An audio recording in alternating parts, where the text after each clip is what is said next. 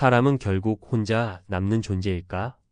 남편이 떠난 지 벌써 13년이 지났어요. 자식들도 다 장성해서 각자 가정 꾸리고 바쁘다 하고 친구들은 하나둘 연락이 끊기더니 어느새 내 곁에는 아무도 없더라고요. 그렇게 문득 거울을 보는데 낯선 얼굴이 비치더라고요. 그게 바로 저였어요. 혼자 남은 저. 이런 이야기는 특별한 사람의 이야기가 아닙니다. 주변을 둘러보면 은퇴 이후 혹은 배우자와 사별한 뒤 비슷한 삶을 살아가는 분들이 의외로 많습니다.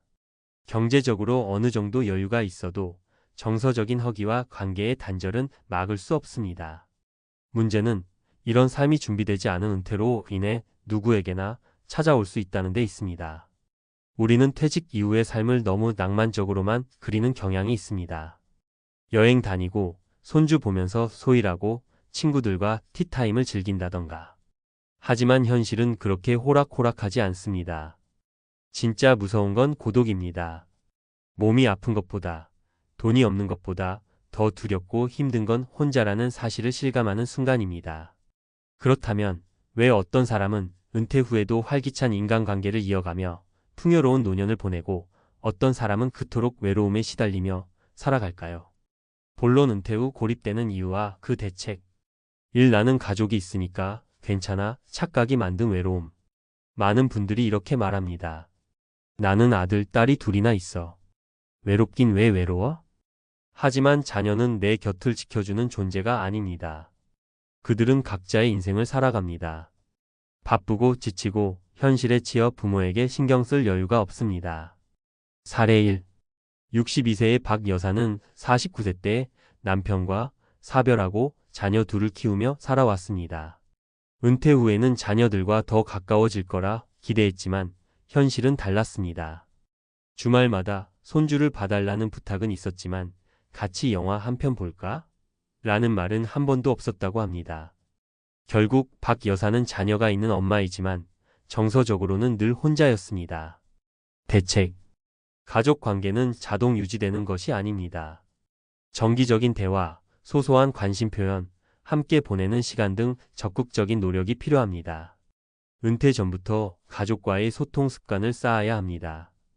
이 친구는 많았는데 다 어디 갔지? 일로 맺어진 인연의 허무함. 직장 생활을 할 때 수많은 인간관계가 존재합니다. 회식 친구, 등산 모임, 동료들과의 카톡방. 하지만 퇴직과 동시에 그 연결선은 끊어지는 경우가 많습니다. 일이라는 매개체가 사라지면 관계도 함께 사라지기 쉬운 법입니다. 사례 2. 67세 이 선생님은 교사로 정년퇴임한 뒤 함께 수업하던 동료들과 자연스럽게 연락이 끊겼습니다.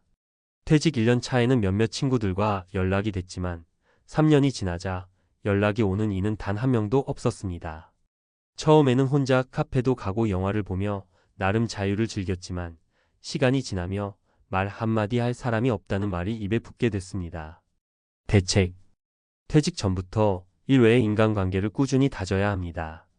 동호회, 지역 커뮤니티, 온라인 모임 등을 통해 관계의 끈을 유지하거나 새롭게 만들어야 고립되지 않습니다. 3. 내가 싫어서 그런 걸까? 스스로 외로움을 부르는 사람들. 문제는 외부에만 있지 않습니다. 은퇴 후 자신도 모르게 사람을 멀리하고 혼자 있기를 선택하게 되는 경우도 많습니다. 그 이유는 자존감 저하, 우울감, 변화에 대한 두려움 등 다양하지만 결국 스스로를 점점 고립시키는 악순환으로 이어집니다. 사례 3. 70세 김 씨는 은퇴 후 사람들과의 약속을 자꾸 미뤘습니다. 몸이 무겁고 대화에 자신도 없고 무슨 얘기를 꺼내야 할지도 몰랐기 때문입니다. 그렇게 점점 관계가 끊기고 연락이 와도 받지 않는 습관이 생겼습니다. 어느 날 내가 먼저 연락하지 않으면 아무도 연락 안 오는구나라는 걸 깨닫고 큰 충격을 받았다고 합니다. 대책. 마음을 열고 작게라도 사회적 활동을 지속해야 합니다. 새로 배우는 취미, 자원봉사, 작은 모임 참석 등은 사람과 다시 연결되는 실마리가 될 수 있습니다. 나를 찾는 사람이 없어도 내가 먼저 찾아가는 용기가 중요합니다. 결론 외로움은 나이 때문이 아니라 준비 부족 때문입니다. 남편과 사별하고 자식과 멀어지고 친구들도 사라진 지금. 그 고독은 결코 당신만의 이야기가 아닙니다. 이 사회의 수많은 은퇴자들이 겪고 있는 현실입니다. 그러나 한 가지 분명한 진실은 이겁니다. 은퇴 후 외로움은 나이의 문제가 아니라 준비의 문제라는 것. 마음의 준비, 관계의 준비, 삶의 구조에 대한 준비가 있다면 혼자 있어도 외롭지 않을 수 있습니다. 그리고 그 준비는 지금부터도 늦지 않았습니다. 내 곁에 아무도 없다고 느껴질 때 누군가가 다가오길 기다리지 말고 내가 먼저 작은 인사를 건네보세요. 그 한마디가 새로운 관계의 시작이 될 수 있습니다. 전문가 칼럼. 은퇴 후 외로움 피할 수 없는 현실일까? 고립을 막는 3단계 생존 전략. 은퇴 후 느껴지는 외로움은 단순한 감정의 문제가 아닙니다. 정신건강, 신체 질환, 삶의 질 전반에 영향을 미치는 심각한 사회적 현상입니다.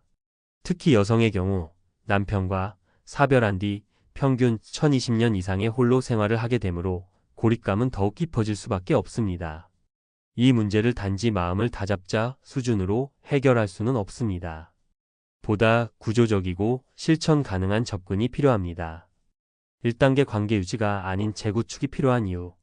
은퇴 전의 인간관계는 대부분 역할 기반입니다.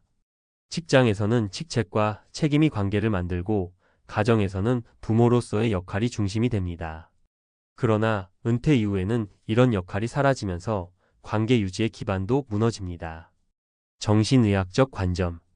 미국 심리학회에 따르면 사회적 역할 상실은 정체감 혼란, 우울감, 고립감으로 이어질 확률이 3배 이상 높다고 밝혔습니다.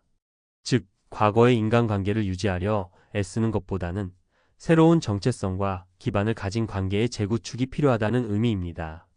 실천 전략. 누구와 어울릴까? 보다 내가 어떤 모습으로 살고 싶은가? 를 먼저 정리. 내가 좋아하는 활동을 중심으로 사람을 다시 만나는 방식으로 전환. 온라인 커뮤니티, 지역 평생학습센터, 도서관 모임 등을 적극 활용. 2단계 고립을 방지하는 생활 루틴 3가지 만들기. 관계는 의지만으로 유지되지 않습니다. 규칙적인 생활 리듬과 밖으로 나가는 일상 습관이 뒷받침되어야 합니다. 특히 60대 이후 우울증은 주로 무의미한 하루의 반복에서 비롯됩니다. 신경과학적 근거. 미국 하버드 의대 연구진은 하루 중 최소 1시간 이상 외부 활동을 하는 은퇴자는 고립감을 40% 이상 감소시킨다는 데이터를 발표했습니다. 이는 걷기, 장보기, 공원 산책도 포함됩니다. 생활 루틴 3가지 추천. 하루 한 번 외부 자극을 받는 장소 가기 도서관, 시장, 복지관 등. 혼자라도 식사는 식탁에서 자기 돌봄의 기본은 식사 습관. 일주일 일에는 사회적 시간 예약 카페에서 지인 만나기, 강의 수강, 동호회 등. 3단계 은퇴 이후 사회적 소속감 회복법. 퇴직은 곧 조직 소속감을 잃는 순간입니다. 문제는 인간은 누구나 어딘가에 소속되고 싶어 하는 존재라는 겁니다. 혼자 사는 것 자체보다 어딘가에 속하지 못한다는 감정이 더 외로움을 심화시킵니다. 사회학적 관점. 사회학자 로버트 퍼트넘은 그의 저서 혼자 밥 먹는 사람들 볼링 언론에서 공동체 해체가 개인의 삶의 질을 결정짓는 가장 큰 변수라고 강조합니다. 이는 노년기에 특히 더 크게 작용합니다. 실천 전략. 작은 역할이라도 사회적 책무를 갖자, 동네 회보 배포, 텃밭 가꾸기, 마을회의 참석 등. 관계의 질보다 소속감의 감각을 우선하라. 대화를 많이 하지 않아도 함께 있다는 느낌이 중요. 종교, 봉사, 교육기관 활용 형식보다는 규칙적인 참여를 통한 존재감 회복. 정리하며 관계 재건은 은퇴 준비의 핵심이다. 많은 사람이 은퇴 준비라고 하면 연금, 자산, 의료보험 등을 떠올립니다. 하지만 정작 가장 중요한 준비는 관계입니다. 돈이 있어도 외로우면 병이 찾아옵니다. 건강해도 외로우면 삶이 공허합니다. 자식이 있어도 정서적 교류가 없으면 혼자입니다. 이제는 고립을 피하기 위해 관계 유지가 아닌 관계 재구성의 전략적 접근이 필요한 시대입니다.